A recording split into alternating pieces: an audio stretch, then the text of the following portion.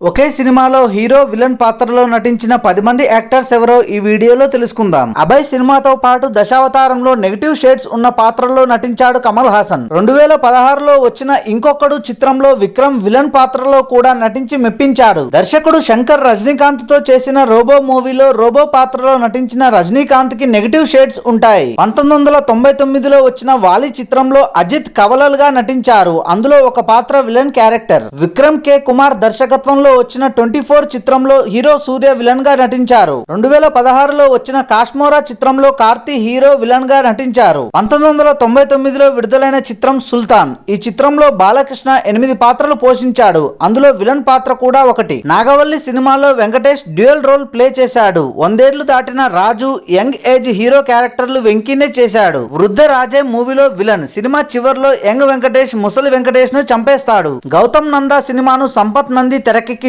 ఇందులో గోపీచంద్ 2 పాత్రలు చేశాడు. అందులో ఒకటి నెగటివ్ రోల్. చివరకు పాజిటివ్ క్యారెక్టర్ చేతిలో నెగటివ్ క్యారెక్టర్ చనిపోతుంది. అంటే ఈ సినిమాలో హీరో విలన్ 2 పాత్రలు గోపీచంద్ పోషించడం విశేషం. ఎన్టీఆర్ కూడా జై లవకుశ చిత్రంలో నెగటివ్ షేడ్స్ ఉన్న పాత్రలో నటించారు. Thanks for watching this video. For more interesting videos please do subscribe.